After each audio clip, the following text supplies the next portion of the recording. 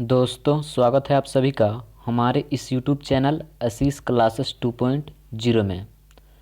दोस्तों, आज के इस वीडियो में हम मैट्रिक बोर्ड परीक्षा 2021 के लिए साइंस का दूसरा मॉडल पेपर लेकर आए हैं, जो मैट्रिक बोर्ड परीक्षा के लिए काफ़ी इम्पोर्टेंट है।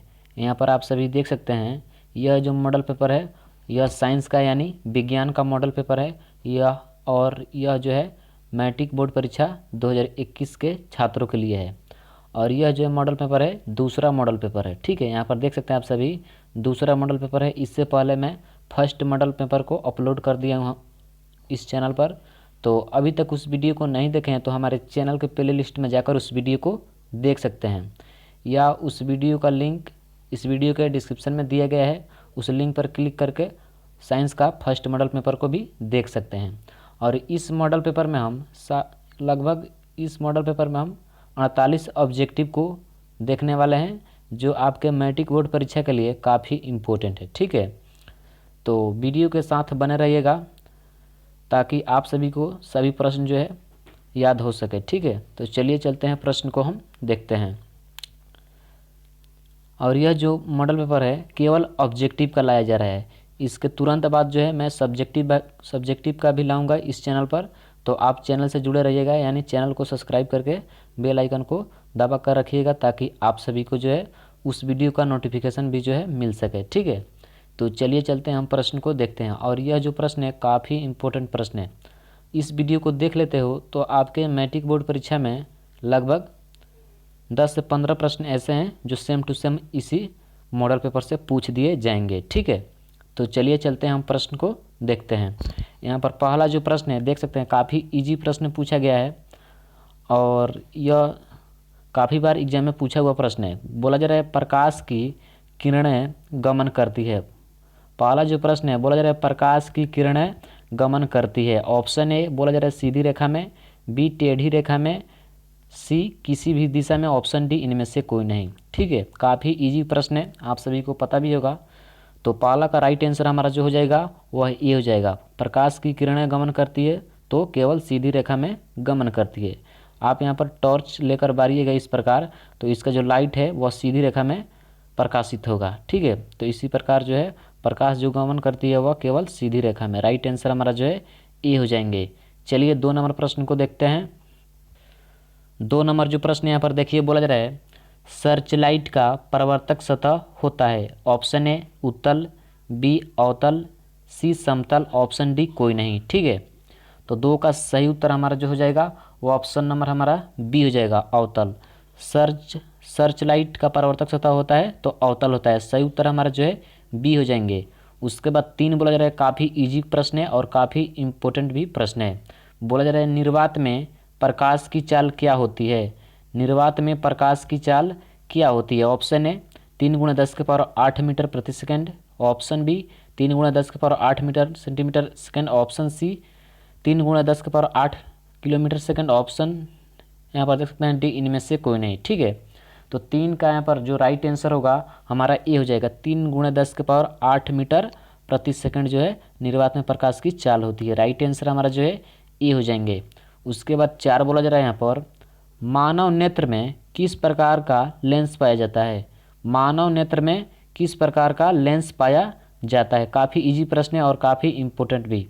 तो 4 का राइट आंसर हमारा जो होगा वह ए हो जाएगा, उत्तल लेंस पाया जाता है। मानव नेत्र में किस प्रकार का लेंस पाया जाता है तो उत्तल लेंस। 4 का सही उत्तर हमारा ए हो जाएंगे। उसके बाद 5 बोला जा रहा है मानव नेत्र जिस भाग पर प्रतिबिंब बनाता है वह है। बोला जा रहा है मानव नेत्र जिस भाग पर प्रतिबिंब बनाता है वह है, यानी वह भाग जो है कौन सा है। ऑप्शन ए कर्निया, बी परितारिका, बी ऑप्शन सी पुतली, और ऑप्शन डी दृष्टिपटल। ठीक है, तो 5 का राइट आंसर हमारा जो होगा वह डी हो जाएगा, दृष्टिपटल। ठीक है, राइट आंसर हमारा जो है डी हो जाएगा। इससे दृष्टिपटल को हम रेटिना भी बोलते हैं। ठीक है, तो आप सभी याद कर लीजिएगा दोनों को, दृष्टिपटल या रेटिना दोनों एक ही होता है। ठीक है, राइट आंसर हमारा जो है वह क्या हो जाएगा, डी हो जाएगा। चलिए अगला प्रश्न को देखते हैं। 5 बोला जा रहा है यहाँ पर, अगला जो यहाँ पर देखिए 6ठा नंबर जो प्रश्न बोला जा रहा है सामान्य नेत्र का दूर बिंदु है। सामान्य नेत्र का दूरबिंदु है। तो आप सभी को पता भी होगा कि सामान्य नेत्र का जो है दूरबिंदु कितना होता है, तो अनंत होता है। ठीक है।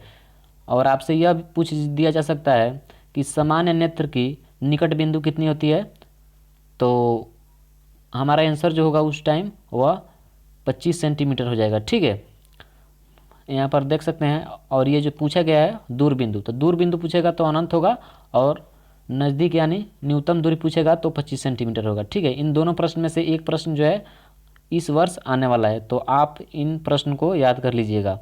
उसके बाद 7 बोला जा रहा है यहाँ पर, ऊर्जा का एसआई मात्रक होता है। Option A calorie, B joule, C ताप, ऑप्शन डी कोई नहीं। तो 7 का राइट आंसर हमारा जो होगा वो ऑप्शन नंबर बी हो जाएगा। ऊर्जा का एसआई मात्रक जो होता है वह जूल होता है। ठीक है, राइट आंसर हमारा बी हो जाएंगे। उसके बाद 8 बोला जा रहा है यहाँ पर, निम्न में से किसका अर्थ जल है। Option A petro, B turbo, C nitro, option D hydro.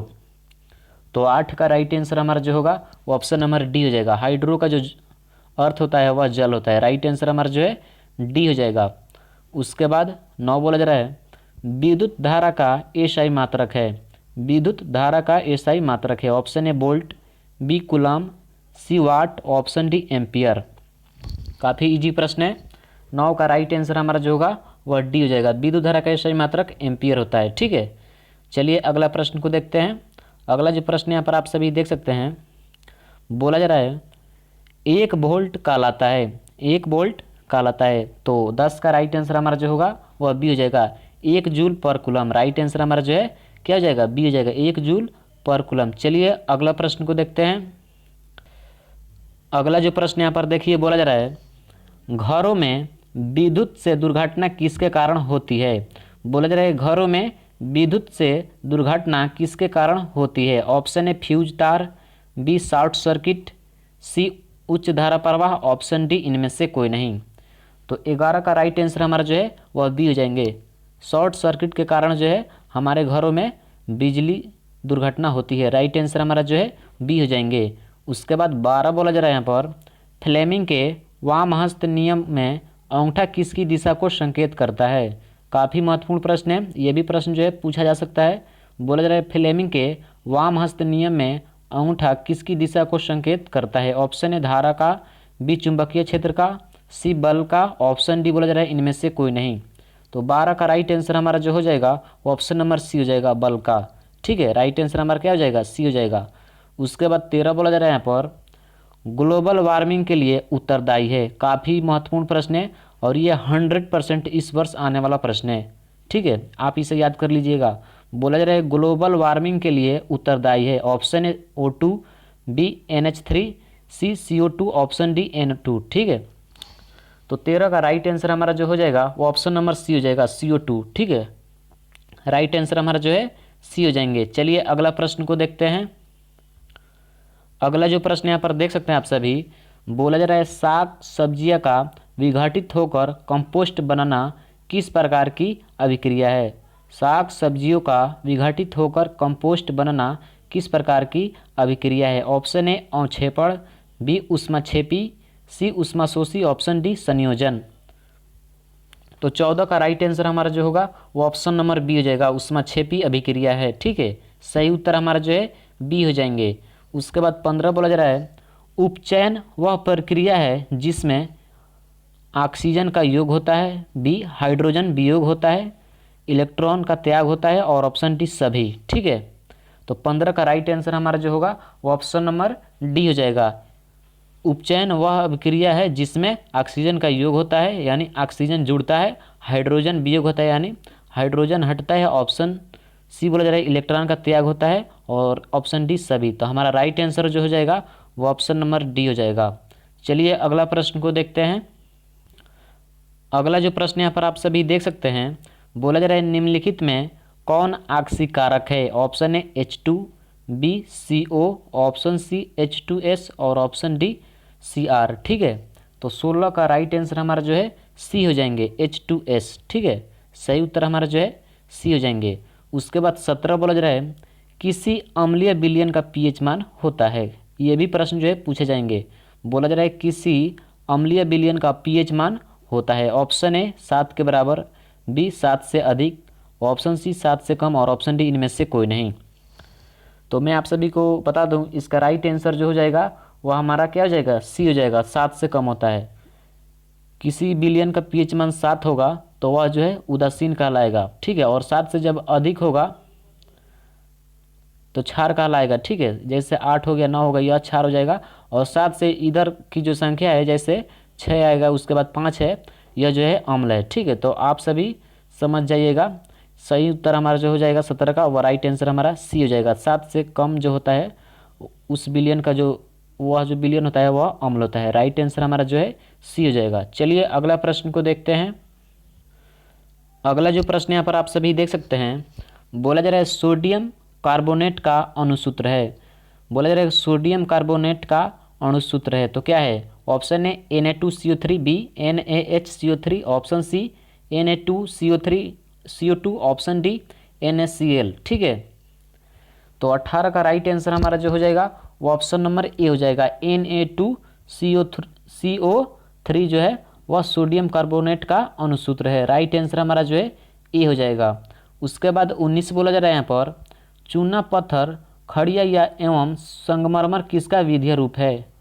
बोला जा रहा है चूना पत्थर खड़िया एवं संगमरमर किसका विविध रूप है? ऑप्शन ए NaHCO3 के, बी NaOH के, ऑप्शन सी Ca*OH2 के, ऑप्शन डी CaCO3 के, ठीक है। तो 19 का राइट आंसर हमारा जो हो जाएगा वो ऑप्शन नंबर डी हो जाएगा, CaCO3 के। राइट आंसर हमारा जो है डी हो जाएगा। उसके बाद 20 बोला जा रहा है जठर रस का pH मान लगभग होता है। ऑप्शन ए 1.2 है, B 7, option C 14, option D 10। तो 20 का राइट आंसर हमारा जो होगा वह ए हो जाएगा, 1.2। जठर रस का pH मान कितना होता है लगभग? तो 1.2 होता है। सही उत्तर हमारा जो है क्या हो जाएगा? 1.2 यानी ए हो जाएगा। 21 बोला जा रहा है लोहा से जिंक लेपित करने की क्रिया को कहते हैं। लोहा से जिंक लेपित करने की क्रिया को कहते हैं। तो ऑप्शन ए संक्षारण, बी गैल्वेनीकरण, सी पानी चढ़ाना, ऑप्शन डी विद्युत अपघटन। तो 21 नंबर प्रश्न काफ़ी महत्वपूर्ण प्रश्न है और इसका सही आंसर जो होगा वह बी हो जाएगा, गैल्वेनीकरण कहते हैं। सही उत्तर हमारा जो है बी हो जाएगा। अगला जो प्रश्न यहाँ पर आप सभी देख सकते हैं, बोला जा रहा है निम्नलिखित में कौन आयनिक यौगिक है? Option A HCN, B CCl4, option C KCl, option D CO2, ठीक है। तो 22 का राइट आंसर हमारा जो है वह सी हो जाएगा, KCl। तो सही उत्तर हमारा जो है सी हो जाएंगे। उसके बाद 23 बोला जा रहा है बॉक्साइड निम्नलिखित में किस धातु का अयस्क है? बॉक्साइड निम्नलिखित में किस धातु का अयस्क है? Option A magnesium, B sodium, C aluminium, option D barium, ठीक है। तो 23 का सही आंसर जो होगा वो ऑप्शन नंबर हमारा क्या हो जाएगा? सी हो जाएगा। एल्युमिनियम का बॉक्साइड जो है, बॉक्साइड किस धातु का अयस्क है? तो एल्युमिनियम का। सही आंसर हमारा जो है सी हो जाएगा। उसके बाद 24 यहाँ पर देख सकते हैं आप सभी, बोला जा रहा है संक्रियता श्रेणी में सबसे क्रियाशील धातु है। Option A Au, B Na, option C Hg और ऑप्शन डी Cu। तो 24 का सही आंसर हमारा बी हो जाएगा, Na यानी सोडियम का। सही उत्तर हमारा जो है ऑप्शन नंबर क्या हो जाएगा? बी हो जाएगा। उसके बाद बोला जा रहा है 25 CHO अभिक्रियाशील मूलक को कहते हैं। तो क्या कहते हैं? Option A aldehyde, B alcohol, C ketone, option D इनमें से कोई नहीं। तो 25 का सही आंसर हमारा जो होगा वो ऑप्शन नंबर ए हो जाएगा, एल्डिहाइड, ठीक है। सही उत्तर हमारा जो है ए हो जाएगा। चलिए अगला प्रश्न को देखते हैं। अगला जो प्रश्न यहाँ पर आप सभी देख सकते हैं, बोला जा रहा है इथाइल एल्कोहल का अणुसूत्र है।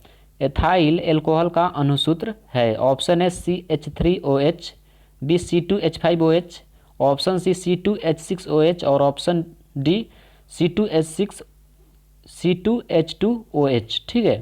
तो 26 का सही आंसर हमारा जो होगा वो ऑप्शन नंबर बी हो जाएगा, C2H5OH एथाइल एल्कोहल का अणुसूत्र है। सही उत्तर हमारा बी हो जाएंगे। उसके बाद 27 बोला जा रहा है आधुनिक आवर्त सारणी में क्षैतिज कतारों की संख्या है। काफ़ी महत्वपूर्ण प्रश्न है और ये जो प्रश्न है 100% आने की संभावना है। बोला जा रहा है आधुनिक आवर्त सारणी में क्षैतिज कतारों की संख्या कितनी है? Option A 18, B 7, C 16, option D 10। ठीक है, तो 27 का सही आंसर हमारा जो होगा वह सी हो जाएगा, 16 है। ठीक है, सही उत्तर हमारा जो है 16 हो जाएगा। चलिए अगला प्रश्न को देखते हैं। अगला जो प्रश्न यहाँ पर आप सभी देख सकते हैं, बोला जा रहा है मानव में डायलिसिस थैली है। Option A nephron, B neuron, C mitochondria, option D कोई नहीं। ठीक है, तो 28 का सही आंसर हमारा जो होगा वो ऑप्शन नंबर ए हो जाएगा, नेफ्रॉन। मानव में डायलिसिस थैली है तो नेफ्रॉन है, सही उत्तर हमारा जो है ए हो जाएगा। उसके बाद अगला प्रश्न बोला जा रहा है निम्नलिखित में कौन उभयलिंगी जंतु है? निम्नलिखित में कौन उभयलिंगी जंतु है? ऑप्शन ए केंचुआ, बी मछली, सी शेर, ऑप्शन डी बोला जा रहा है बकरी। तो इस प्रश्न का सही आंसर जो होगा वह ए हो जाएगा, केंचुआ। अगला प्रश्न बोला जा रहा है कुटपाद किस में पाया जाता है? कुटपाद किस में पाया जाता है? काफ़ी इजी प्रश्न है। ऑप्शन है पैरामीशियम, बी यूग्लिना, सी अमीबा और ऑप्शन डी कोई नहीं। तो 30 का सही आंसर हमारा जो होगा वो ऑप्शन नंबर सी हो जाएगा, अमीबा में कुटपाद में क्या पाया जाता है? तो देखिए यहाँ पर बोला जा रहा है कुटपाद किस में पाया जाता है, तो कुटपाद जो है वह अमीबा में पाया जाता है, सही आंसर हमारा जो है सी हो जाएगा। उसके बाद अगला प्रश्न बोला जा रहा है ऑक्सिन है तो क्या है? ऑप्शन है एक हार्मोन, बी वसा, सी एंजाइम, ऑप्शन डी कार्बोहाइड्रेट। तो इस प्रश्न का सही आंसर हमारा जो होगा वह ए हो जाएगा, ऑक्सिन है तो क्या है? वह एक हार्मोन है, राइट आंसर हमारा ए हो जाएगा। चलिए अगला प्रश्न को देखते हैं। अगला जो प्रश्न यहाँ पर आप सभी देख सकते हैं, बोला जा रहा है मनुष्य के शरीर की सबसे बड़ी ग्रंथि है। मनुष्य के शरीर की सबसे बड़ी ग्रंथि है। ऑप्शन है लीवर, जिसे हम यकृत बोलते हैं, ऑप्शन बी अग्न्याशय, सी अंडाशय, ऑप्शन डी एंड्रिनल। ठीक है, तो 32 का राइट आंसर हमारा जो होगा वो ऑप्शन नंबर क्या हो जाएगा? 32 का सही उत्तर ए हो जाएंगे, लीवर। ठीक है, मनुष्य के शरीर की सबसे बड़ी ग्रंथि जो है वह लीवर है, जिसे हम यकृत भी बोलते हैं, सही उत्तर हमारा ए हो जाएंगे। उसके बाद 33 बोला जा रहा है निम्नलिखित जीवों में किसमें अलैंगिक जनन मुकुलन द्वारा होता है? निम्नलिखित जीवों में किसमें अलैंगिक जनन मुकुलन द्वारा होता है? ऑप्शन है लेशमानिया, बी प्लाज्मोडियम, सी ईस्ट, ऑप्शन डी अमीबा। ठीक है, तो 33 का सही आंसर हमारा जो होगा वो ऑप्शन नंबर सी हो जाएगा, ईस्ट में। सही उत्तर क्या हो जाएगा? सी हो जाएगा। अगला जो प्रश्न यहाँ पर देख सकते हैं आप सभी, बोला जा रहा है कीटों के पंख और चमगादड़ के पंख किस तरह के अंग हैं? बोला जा रहा है कीटों के पंख और चमगादड़ के पंख किस तरह के अंग हैं? ऑप्शन है समजात अंग, बी अवशेषी अंग, सी समृद्ध अंग, ऑप्शन डी इनमें से कोई नहीं। ठीक है, तो 34 का सही आंसर हमारा जो होगा वह सी हो जाएगा, समृद्ध अंग। ठीक है, सही उत्तर हमारा जो है वह सी हो जाएगा। चलिए अगला प्रश्न को देखते हैं। अगला प्रश्न यहाँ पर आप सभी देख सकते हैं, बोला जा रहा है विकासीय दृष्टिकोण से हमारी किससे अधिक समानता है? ये जो प्रश्न है आपके कॉलेज में जो स्कूल में जो सेंटअप एग्जाम हुआ है उसमें पूछा गया था ये प्रश्न, और हो सकता है कि आपके फाइनल एग्जाम में भी यह प्रश्न पूछ दिया जाए। काफ़ी महत्वपूर्ण प्रश्न है। बोला रहा है विकासीय दृष्टिकोण से हमारी किससे अधिक समानता मिलती है? ऑप्शन है चीन के विद्यार्थी से, बी चैंपियंजी से, सी मकड़ी से, और ऑप्शन डी जीवाणु से। तो 35 का सही आंसर हमारा जो होगा वो ऑप्शन नंबर बी हो जाएगा, चिंपैंजी से। ठीक है, सही उत्तर हमारा जो है बी हो जाएगा। उसके बाद 36 बोला जा रहा है यहाँ पर प्रकृति में पृथ्वी पर ऊर्जा का मुख्य स्रोत है। प्रकृति में पृथ्वी पर ऊर्जा का मुख्य स्रोत है तो क्या है? ऑप्शन है कोयला, बी सूर्य, सी पानी, ऑप्शन डी लकड़ी। तो 36 का सही उत्तर हमारा बी हो जाएंगे, सूर्य। ठीक है, अगला प्रश्न यहाँ पर बोला जा रहा है हरे पौधे कहलाते हैं। हरे पौधे कहलाते हैं तो क्या कहलाते हैं? हरे पौधे जो होते हैं वह क्या कहलाते हैं? ऑप्शन है उत्पादक, बी अपघटक, सी उपभोक्ता, डी आहार श्रृंखला। तो 37 का सही उत्तर हमारा जो होगा वह ए हो जाएगा, उत्पादक कहलाते हैं। हरे पौधे क्या कहलाते हैं? तो उत्पादक कहलाते हैं। सही उत्तर हमारा जो है ए हो जाएंगे। उसके बाद 38 बोला जा रहा है निम्नलिखित में कौन जैव अनिम्नीयकरणीय पदार्थ है? बोला जा रहा है निम्नांकित में कौन जैव अनिम्नीकरणीय पदार्थ है। Option A DDT, option B कागज, सी वाहित मल, ऑप्शन डी इनमें से कोई नहीं।